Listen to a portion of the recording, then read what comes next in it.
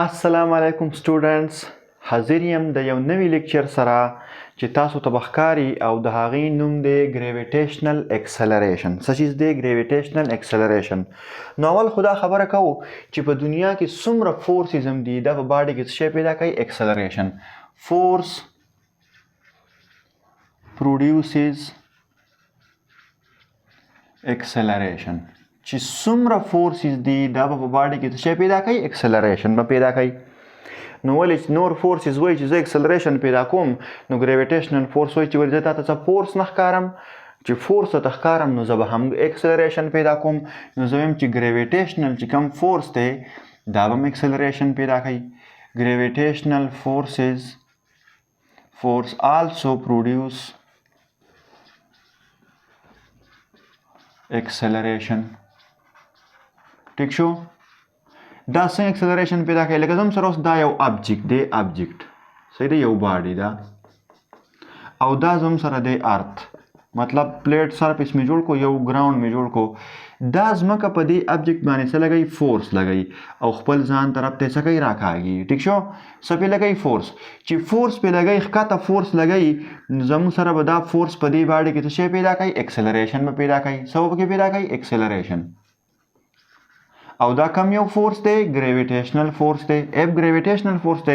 هغه بیله خبره ده چې دا باډي به په دې ارث باندې پورته هم فورس لګوي، خو دا باډي دا ځمکه ځان ته ډېر نشي راښکولی، ځکه چې ځمکې ماس سیوا دی. چې کله ماس سیوایي نو اکسلریشن به کمي، او چې ماس کم اکسلریشن به سیوایي، نو د دې ابجیکټ چې کم اکسلریشن دی دا به ویزیبل وي او د ارث اکسلریشن به ویزیبل نه وي. نور هغه خبره نه کوم. ګورئ چې څومره فورس د ارث په دې ماس باندې لګوي، هغومره فورس به ماس په دې ارث باندې هم څه کوي؟ لګوي به. اوس چې کله د ارث په دې ماس باندې فورسز لګوي، نو دلته خو ایر ریزسټنس هم وي که نه، هغه دا باډي څه کوي؟ رامنې کوي، هغه هم خپل فورس لګوي. ایر ریزسټنس هم فورس لګوي. نو ولې چې ته وایې چې څومره فورسونه یې هغه به اکسلریشن پیدا کوي، ګریویټیشنل فورس ګیله وکړه ولې زه ته فورس نه ښکارم چې زه به اکسلریشن نه پیدا کوم، او ته ورته وایې ټیک ده زه ته فورس یې، ته به هم اکسلریشن پیدا کوې. نو دا ایر ریزسټنس چې کوم دا ریزسټیو فورسز اوس به دا ګیله کوي، وایي ولې موږ درته څه فورسز نه ښکارو، چې موږ فورسز یو نو موږ به هم اکسلریشن پیدا کوو. ټیک شو؟ خو موږ داسې کار کوو چې دا ایر ریزسټنس والا فورسز چې کوم دي که نه دا زموږ سره ډېر کم وي، نو موږ به دا ایر ریزسټنس والا فورسز څه کوو؟ نیګلیکټ به کوو. څه به کوو؟ نیګلیکټ به کوو. او چې کله موږ د دې ایر ریزسټنس دا فورسز نیګلیکټ کوو او په باډي باندې صرف یو فورس کنسیډر کوو، ګریویټیشنل فورس، نو بیا دې باډي دې موشن ته موږ څه وایو؟ فری فال ورته وایو. څه ورته وایو؟ فری فال. هغه موشن چې په هغې کې په باډي باندې صرف ګریویټیشنل فورس عمل کوي او باډي صرف انډر د ګریویټي موشن کوي، دا ایر ریزسټنس او دا قسې میسې چې موږ څه کوو؟ لرې کوو. دې موشن ته موږ بیا څه وایو؟ فری فال ورته وایو. څه ورته وایو؟ فری فال. زه ډیفینیشن هم لیکم، ښه څه به یاد ساتئ. د موشن of a body، الفاظ بدل کېدای شي، مطلب به ټول یوي. ښه، the motion of a body under the action of gravity only. under the action of gravity only. زه په بریکټ کې ولیکم چې air resistance is neglected. air resistance is neglected is called free fall. دې ته به څه وایي؟ فري فال به ورته وایي.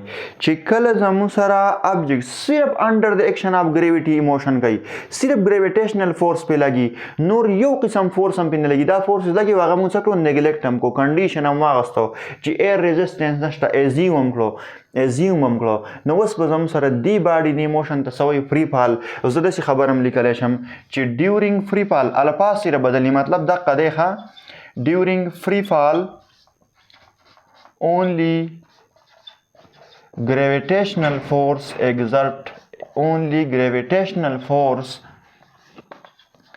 is acting on د باډي په باډي باندې به صرف کم یو فورس عمل کوي ګریویټیشنل فورس به پې عمل کوي او چې صرف ګریویټیشنل فورس عمل کوي نو په دې باډي کې به اوس اکسلریشن صرف د ګریویټیشنل فورس د وجې نه پیدا کیږي او د ګریویټیشنل فورس د وجې نه چې کوم اکسلریشن پیدا شي هغې اکسلریشن ته موږ څه وایو ګریویټیشنل اکسلریشن څه ورته وایو ګریویټیشنل اکسلریشن 1 2 3 به وایم او شیز لیکئ شاباش اخلئ سکرین شاټ زه اوس لیکمه چې کله په یو باډي کې د ګریویټیشنل فورس د وجې نه اکسلریشن پیدا شي نو دغې اکسلریشن ته به موږ څه وایو ګریویټیشنل اکسلریشن به ورته وایو څه به ورته وایو ګریویټیشنل اکسلریشن یو باډي ده او صرف څوک پې عمل کوي ګریویټي پې عمل کوي اف جی اونلی زه به ولیکم ها او نورې قیسې موږ څه کړئ نیګلیکټ هم کړئ نو اوس چې په دې باډي کې چې فورس پې لګي نو اکسلریشن به پکې خامخا وي او اوس چې کوم اکسلریشن وي هغې ته موږ څه وایو ګریویټیشنل اکسلریشن زه وایم د اکسلریشن in a body due to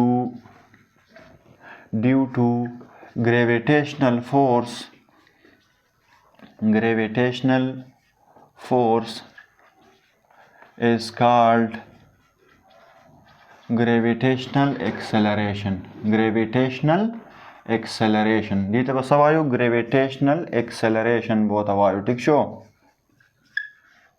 او دا به هم موږ په څه باندې ریپرزینټ کوو په جی باندې په څه به ریپرزینټ کوو په جی باندې که تاسو خیال کړئ نو ګریویټیشنل فیلډ سټرینث ته هم موږ په جی باندې ریپرزینټ کړو خو ګریویټیشنل فیلډ سټرینث او ګریویټیشنل اکسلریشن دا دواړه جدا جدا فزیکل کوانټټي دي هغه ځانله جدا فزیکل کوانټټي وه دا جدا فزیکل کوانټټي ده دواړه به په یو پوینټ باندې ایکویولنټ دي خو ایکول به نه ښه دا ایکویولنټ دي اوس هغه ډفرنس پکې وایو چې ګریویټیشنل فیلډ سټرینث کې او په ګریویټیشنل acceleration کی څه فرق دی مونږ ته د نیوټن سیکنډ لا نه پته ده نیوټنز سیکنډ لا مونږ ته داسې وایي نیوټن سیکنډ لا مونږ ته وایي چې F is equal to ma چې کله یو فورس لګي نو په ماس کې به څه شی پیدا کیږي اکسلریشن اوس دلته چې کم فورس لګي هغه فورس څه شی دی ګریویټیشنل فورس دی نو دلته چې په ماس کې کم اکسلریشن پیدا کیږي هغه به هم ګریویټیشنل اکسلریشن وي په دې ماس کې چې اوس دا ځل کم اکسلریشن پیدا کیږي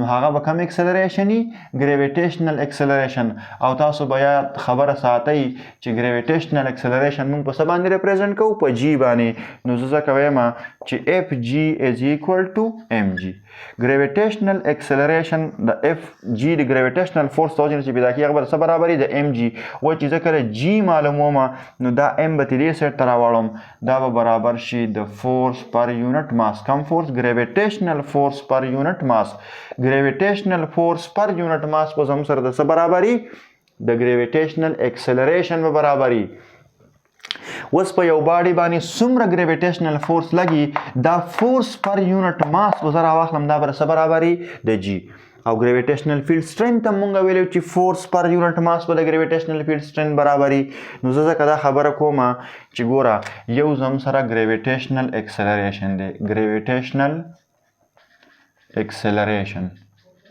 او یو زم سره gravitational field strength دی gravitational field strength ټیک شو زه به داسې دغه کمې ګریویټیشنل فیلډ سټرینث او یو زموږ سره دی ګریویټیشنل اکسلریشن دا زموږ سره دواړه ایکویولنټ خو دي خو ایکول نه دي ښه زه دلته لیکم ایکویولنټ بټ ناټ ایکول ایکویولنٹ دی خو ایکول نه دی ایکویولنٹ دی خو ایکول نه دی څه مطلب یې دی نو مطلب یې راته وایم دی خو وګوره ما واغستو یو سپرینګ بیلنس او د دې سره ما اټیچ کو یو ماس څه مې ورسره اټیچ کو یو ماس مې ورسره اټیچ کو زه تلم اصل کې مونږ چې کله د یو باډي ویټ معلومو ماس نه ویټ ښه ماس خو کانسټنټ دی ماس مونږ په دغه باندې فزیکل بیلنس باندې یا په بیم بیلنس باندې معلومو او هغه مونږ په څه باندې معلومو کمپیریزن عمل کوو زه د دې ویټ معلوموم څه معلوموم ویټ نو نو د دې پوینټ باډي چې کله موږ یو پوینټ باندې ویټ معلومو نو اصل کې موږ څه شی معلومو ګریویټیشنل فیلډ سټرینث معلومو موږ وایو چې په دې پوینټ باندې دا ګریویټیشنل د ځمکه په دې باډي باندې څومره فیلډ لګوي که زیات فورس یې پرې لګاو نو هلته به ویټ سیو وایي که کم فورس یې پرې لګاو نو هلته به ویټ کم وي موږ ځکه وایو چې څومره پورته ځي نو ویټ به کمیږي ولې چې څومره پورته ځي نو د ځمکې د ګریویټیشنل فورس چې کم سټرینث دی دا څه کېږي کمیږي ځکه ویټ کمیږي اوس ګوره باډي په دې خپل ځای باندې ولاړه ده اوس چې په دې سپرینګ بیلنس باندې اصل کې موږ د دې ویټ معلومو نو اصل کې موږ څه شیز معلومو ګریویټیشنل فیلډ سټرینث معلومو څه معلومو ګریویټیشنل فیلډ سټرینث او په دې پوینټ باندې به د دې څه ویټ که نه مطلب ګریویټیشنل فیلډ سټرینث شته د دې ځمکې د دې کم قوت چې کم دی فورس پر یونټ ماس چې ورته موږ وایو هغه شته دی نو موږ له به څه ویلو راکړي لکه ویټ 100 نیوټن دی 50 نیوټن دی 80 نیوټن دی خو په دې ځای باندې د دې ګریویټیشنل اکسلریشن زیرو دی ګریویټیشنل اکسلریشن یې سره زیرو دی ځمکه دا باډي خپل ځان ته فورس پر یونټ ماس پې شته ګریویټیشنل فیلډ سټرینث شته خو باډي موشن کوي ښکته روانه ده نه دا خو د سپرینګ سره اټیچ دی او په خپل ځای باندې ولاړه ده نو چې باډي کله ولاړی نو اکسلریشن خو په هغې کې بیا نه وي نو موږ وایو ګورې ګریویټیشنل اکسلریشن یې زیرو شو خو ګریویټیشنل فیلډ سټرینث یې ګورې زیرو نه دی ګریویټیشنل فیلډ سټرینث یې شته نو ته داسې نشي ویلی چې دا دواړه ایکول دي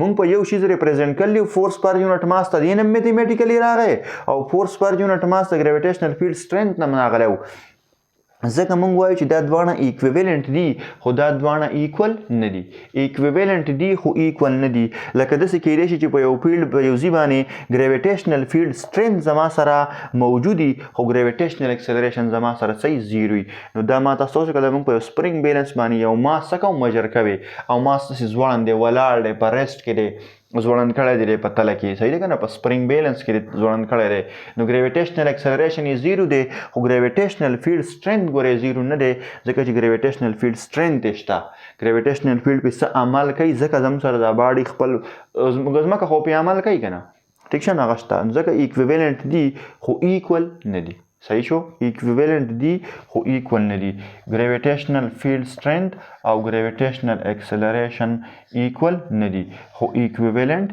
دي ٹھیک شو آئی ہوپ چې ګریویټیشنل اکسلریشن کې به څه کنفیوژن نه وي که څه قسم کنفیوژن وي نو تاسو په کمنټ سیکشن کې تاسو کولی شئ تھینک یو ویری مچ